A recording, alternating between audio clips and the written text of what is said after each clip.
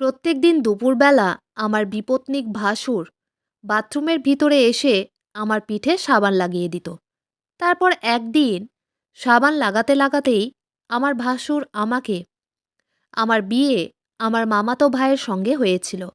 কিন্তু আমি প্রতিদিন রাতে ভাসুরের সঙ্গে সময় কাটাতাম। মানে আমার বড় মামাতো দাদার সঙ্গে রাত কাটাতাম। এবং আমার ভাসুর আমাকে অনেক খুশি করত।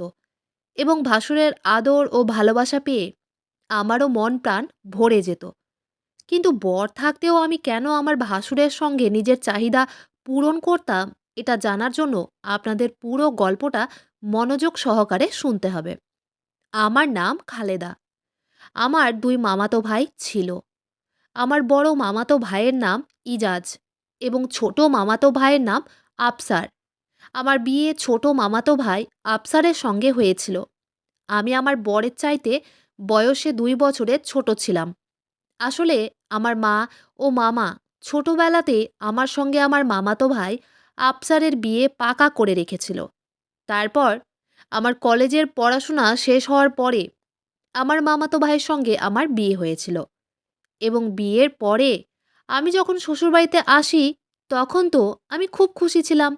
কারণ এমনিতেই আমি আমার নিজের আত্মীয়র ঘরেই সংসার করতে এসেছিলাম। তাই আমার মনে কোনো রকম দুশ্চিন্তাই ছিল না।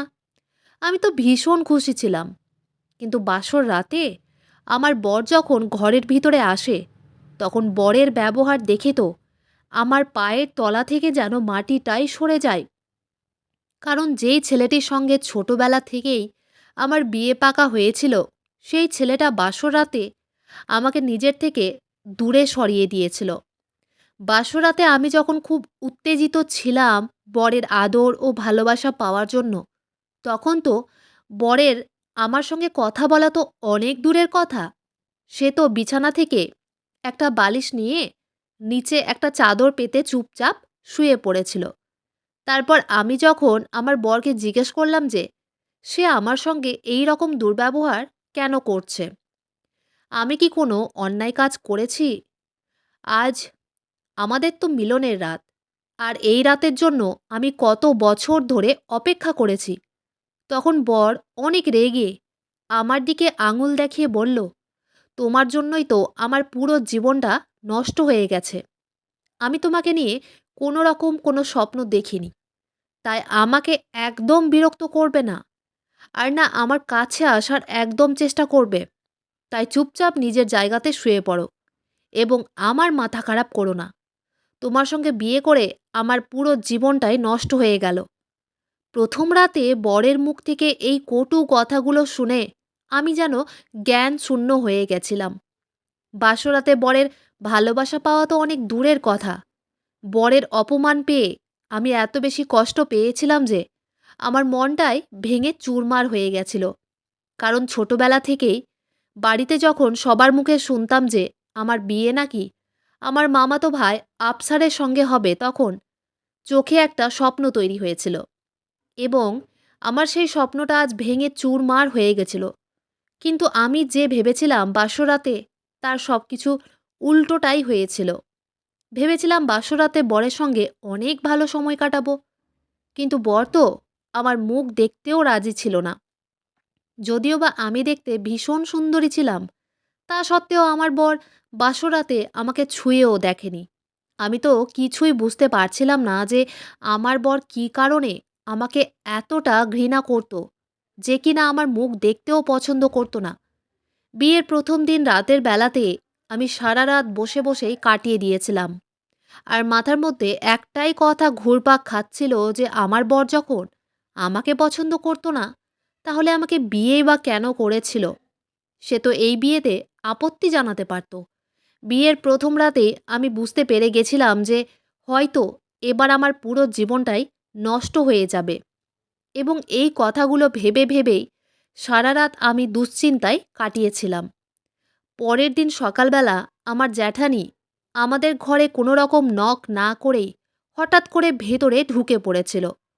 ওই সময় আমি বিছানার এক কোণায় চুপচাপ মন খারাপ করে বসেছিলাম। এবং ভেতরে ঢুকেই আমার জ্যাঠানি বরকে মেঝেতে শুয়ে থাকতে দেখে মুচকি হেসে আমার দিকে তাকিয়ে বলেছিল, কি ব্যাপার আমার সুন্দরী দেবরানী? নিজের সৌন্দর্য দেখিয়েও বুঝি আমার দেওরকে নিজের দিকে আকর্ষিত করতে পারোনি? আমি আমার জ্যাঠানির এইরকম ব্যবহার ও তার অদ্ভুত কথাবার্তা শুনে অনেক বেশি আশ্চর্য হয়নি। কারণ আমি তো আগে থেকেই অনেক দুঃখিত ছিলাম আমার বরের খারাপ ব্যবহারের জন্য। তারপর আমার জ্যাঠানি বলল, তাড়াতাড়ি তৈরি হয়ে বাইরে চলে এসো। এবং এই কথা বলে আমার জ্যাঠানি নিজেও আমার রুম থেকে বেরিয়ে চলে যায়।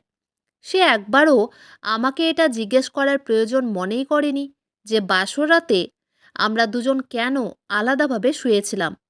এমনকি জ্যাঠানির হাবভাব দেখে তো মনে হচ্ছিল যে সে যেন এই সব কিছু আগে থেকেই জানতো। এইভাবে শ্বশুরবাড়িতে ২ দিন কেটে যাওয়ার পরে সেদিন সকালবেলা যখন ঘুম থেকে উঠি তখন জানতে পারি যে আমার জ্যাঠানি নাকি বাড়ি থেকে পালিয়ে গেছে। এমনকি আমার বরকেও খুঁজে পাওয়া যাচ্ছিল না। এবং সেদিন আমাদের আর কিছুই বুঝতে বাকি ছিল না যে আমার বর ও তার ভাবির মধ্যে অবৈধ সম্পর্ক ছিল এবং তারা দুজনে বাড়ি ছেড়ে পালিয়ে গেছিল। আমি তো কোনোদিন স্বপ্নেও ভাবতে পারিনি যে বিয়ের পরে আমাকে এই সব দেখতে হবে।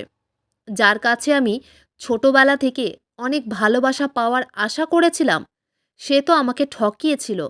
এদিকে আমার বড় মামাতো ভাই তার স্ত্রীর এরকম নোংরা ব্যবহারের জন্য অনেক বেশি দুঃখিত ও কষ্টে ছিল। কারণ সে তো তার স্ত্রীর সঙ্গে ৫ বছর সংসার করেছিল এবং আমার মামাতো দাদার তার স্ত্রীর প্রতি একটা আলাদা টান ছিল। তাই উনার কষ্টটা আমি ভালো করেই বুঝতে পারছিলাম। ছোটবেলা থেকেই যেহেতু আমাদের সঙ্গে খুব ভালো একটা সম্পর্ক ছিল, তাই সেদিন আমার বর ও আমার জ্যাঠানির এরকম নোংরা ব্যবহারের জন্য আবেগের বশে আমার ভাসুরের বুকে মাথা রেখে আমরা দুজনেই কিন্তু অনেক কেঁদেছিলাম। ওদিকে আমার মামি, মানে আমার শাশুড়ি মা আর কি, উনি আমার জ্যাঠানিকে অনেক গালাগালি দিয়েছিলেন। এটা বলে যে ওই মহিলার জন্য আজ আমাদের পুরো সংসারটাই ছারখার হয়ে গেছে। ওই ডাইনি আমার ২ ছেলের জীবনটাই নষ্ট করে দিল। এবং তারা দেওর ও ভাবি মিলে যে ভেতরে ভেতরে সম্পর্কে জড়িত ছিল, এটা নাকি বাড়ির লোকেরা কেউ বুঝতেও পারেনি। এবং সেদিন যখন আমাদের বাড়িতে এই ব্যাপারটা নিয়ে অনেক বেশি হাঙ্গামা হয়েছিল, তখন আমাদের বাড়ির পাশে যে চায়ের দোকানটা ছিল, সেই দোকানের চাচা আমার শ্বশুরকে বলেছিল যে ওই চাচা নাকি আমার দেওর ও জ্যাঠানিকে একসঙ্গে বাড়ি থেকে বেরিয়ে যেতে দেখেছিল। আমার তো শ্বশুরবাড়িতে আসতে সবেই মাত্র ২ দিন হয়েছিল। তাই আমি তো এই ব্যাপারে কিছুই জানতাম না যে আমার বরের সঙ্গে আমার জ্যাঠানির ভেতরে ভেতরে অবৈধ সম্পর্ক ছিল। তারপর ধীরে ধীরে সব কিছু খোলসা হওয়ার পরে আমি আমার বরের আলমারি খুলে যখন তল্লাশি শুরু করেছিলাম, তখন আমার পায়ের তলা থেকে মাটি সরে গিয়েছিল। কারণ আমার বরের আলমারির লকারের ভিতরে অনেকগুলো ছবি ছিল এবং সেই ছবিতে আমার জ্যাঠানি ও আমার দেওরের একসঙ্গে ছিল। এদিকে সব কিছু জানার পরে যখন আমার বাবা-মা আমাকে বাড়ি নিয়ে যাওয়ার জন্য এসেছিল, তখন আমার মামাতো দাদা, মানে আমার ভাসুর, আমার বাবা-মাকে বলেছিল আমি যাতে কিছুদিন তাদের সঙ্গেই থাকি। আমি চলে গেলে নাকি তারা সবাই আরও বেশি ভেঙে পড়বে। আমার ভাসুরের কথা শুনে আমি আর বাবার বাড়ি ফিরে যাইনি। তারপর শ্বশুরবাড়িতে থাকাকালীন আমি আমার মামাতো দাদার সঙ্গে প্রত্যেক দিন বেশ ভালোই সময় কাটাতাম। মানে ভাসুরের সঙ্গে আর কি। কারণ সে আমার ভাসুর হওয়ার আগে তো আমার মামাতো দাদা ছিল। এবং ছোটবেলা থেকেই যেহেতু আমাদের মধ্যে কথাবার্তা হাসি ঠাট্টা হতো, তাই আমার বর ও জ্যাঠানির বাড়ি ছেড়ে পালিয়ে যাওয়ার পরে আমি আমার ভাসুরের সঙ্গে অনেক সময় কাটাতাম ও আমরা দুজনে একে অপরের দুঃখ ও কষ্টের কথাগুলো ভাগ করে বেটে নিতাম। আমার থেকে বেশি কষ্ট তো আমার বড় মামাতো দাদা, মানে আমার ভাসুর পেয়েছিল।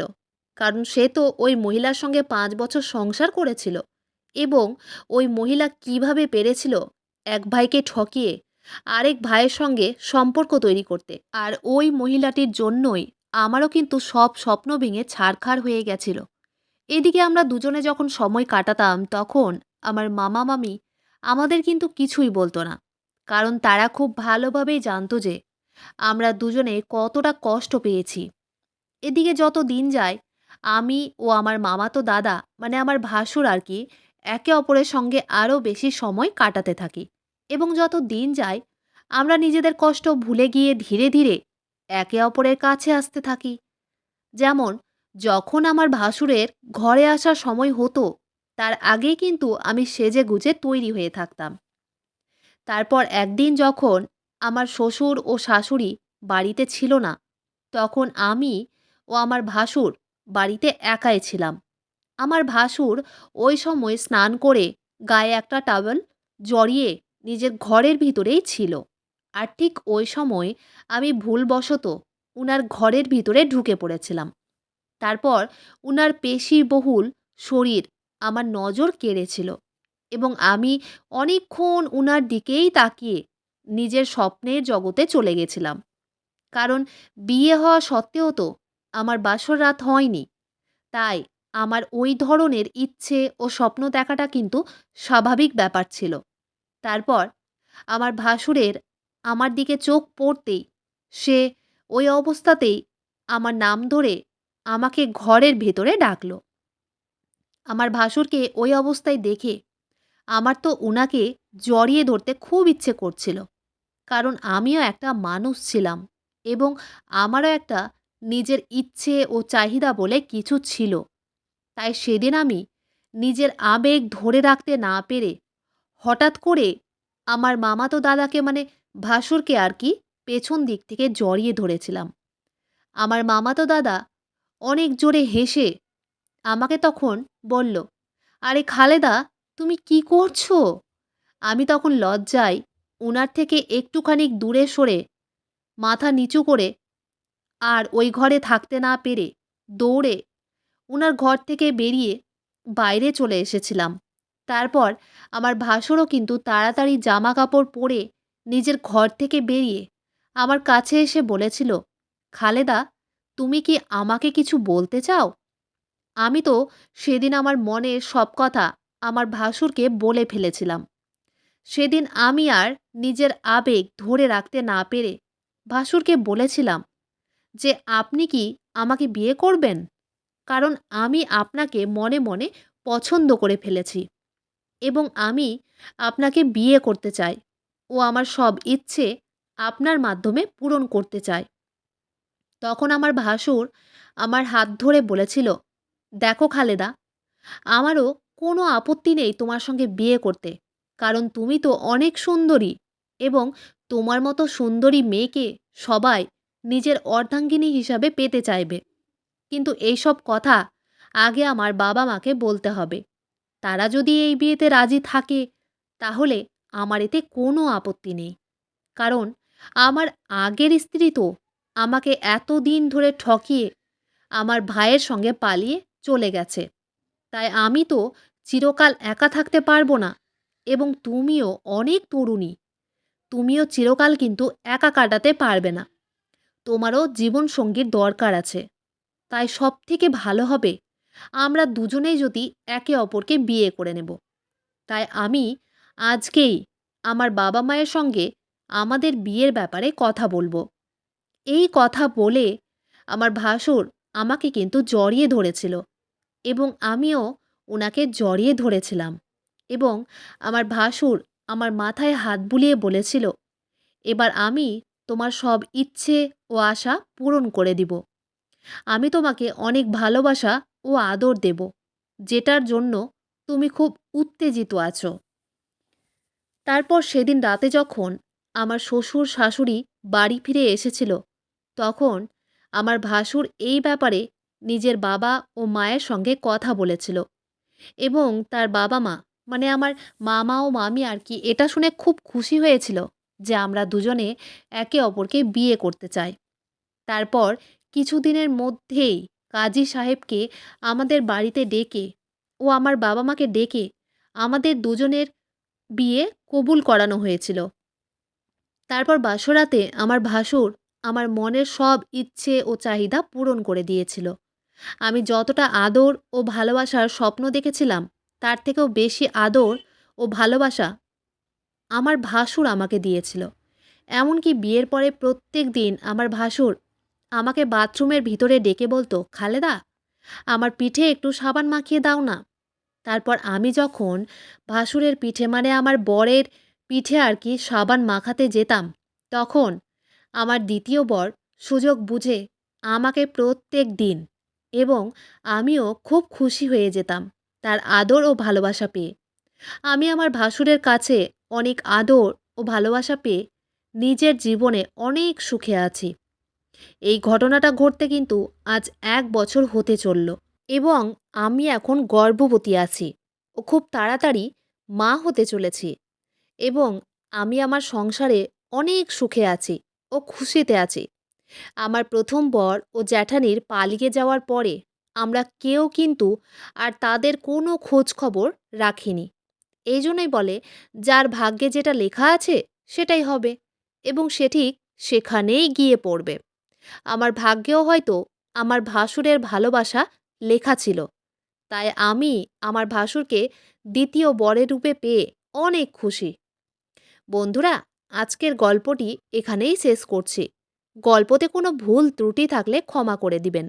গল্পটি ভালো লাগলে অবশ্যই লাইক, শেয়ার, সাবস্ক্রাইব করতে ভুলবেন না। ধন্যবাদ।